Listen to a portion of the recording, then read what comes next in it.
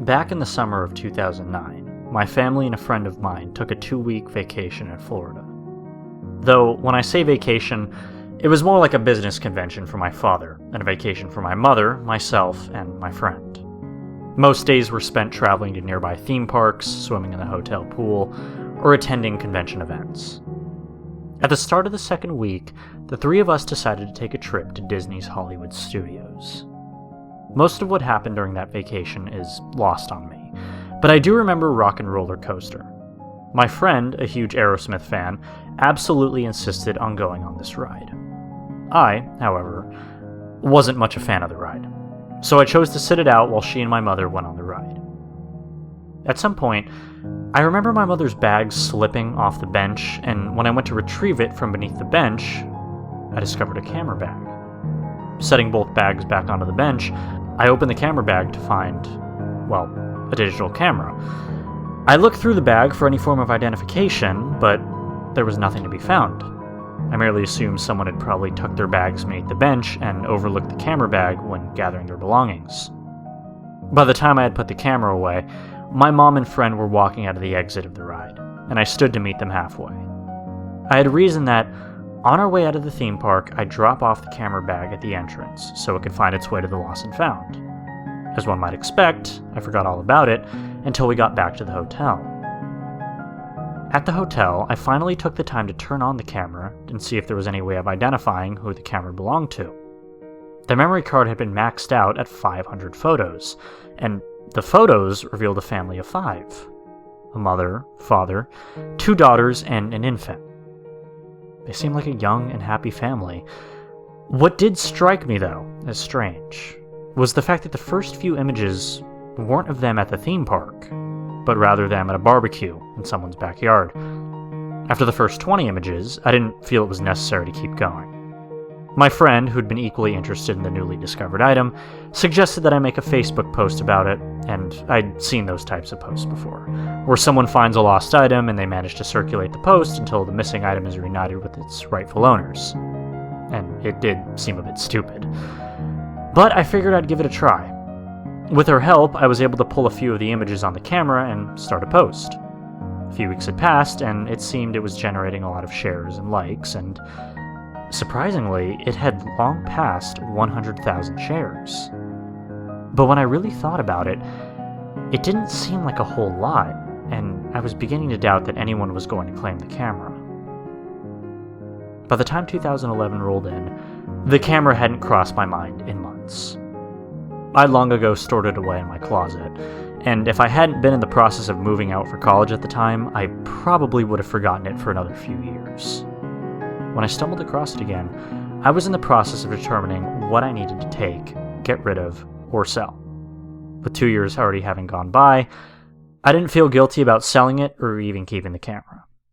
I did, however, feel obligated to at least save the images should someone ever try to claim the camera. Deciding to save the images to my laptop, I began the process of uploading them. When the photos finally finished loading, I realized the dates didn't match up the way they did on the camera. It seemed the first images that came up were actually the oldest. It explained why the images I'd seen of the barbecue weren't taken in Florida. Curious, I scrolled through the various photos of the family. Parties, picnics, holidays, and family gatherings flew by until I got towards the bottom. The photos were now just between husband and wife. They were intimate in nature, and I felt strange looking through them. They weren't lewd, but rather pictures of them cuddling or of each other from a first-person perspective. They were smiling and laughing, sometimes shy or embarrassed. If it were a movie, it'd be your typical romance scene. Instead, though, it was real life, and I was starting to feel like a creep. The photos were quick to shift. The camera now seemed to be held by someone. At first, I assumed it was on a tripod, but some of the images were blurry, suggesting movement. As the sexual activity of the couple peaked, the photos shifted again. They were action photos, far too blurred to make out what was going on, at the beginning at least. I soon realized that the blurred images were of the wife repeatedly plunging a knife or some other sharp object into her husband. The entire murder was only composed of 4 photos, each taken hours apart. But it was more than enough for me to handle. It seemed less about murdering the man and more about completely obliterating his existence. The 4th photo was taken from what I assumed was the wife's perspective, as she looked down on her husband from her straddled position. The husband was an indescribable mess from the neck down. Bones were visible from the amount of times the knife scraped away at the man's flesh with each stab. Fresh blood bubbled from open wounds, and dried blood stained the untouched skin on the husband's face. Even now, the thought of the image makes me sick. Most haunting of all was the husband's untouched face. His eyes were open, void of life as they stared straight into the camera. Or, more specifically, at his wife. His expression was almost soft. Happy, even. The next photo wasn't a photo at all, but a video. It was short, only 20 seconds. At first, I thought it was just of nothing. It was too dark to see anything, and even after what I'd witnessed, I was naive enough to think someone had forgotten to take the lens cap off. Then, at the 10-second mark, the video glowed a bright white before dimming out enough to reveal a house on fire. The video was silent, as the house fire consumed everything in its path. The last thing to be filmed was the silhouette of a woman in front of the burning house, waving to the cameraman. Several photos followed that were either completely blank or too distorted to make out. Then a crowd. Children posing with Disney characters and glimpses of familiar attractions. Some were of 2 little girls, somber in expression despite the cheerful atmosphere. I easily identified them as the 2 daughters, and they looked more frightened than happy.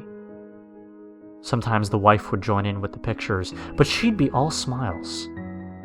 Whoever held the camera during these family portraits was never seen, and the last few photos were of the rock and roller coaster.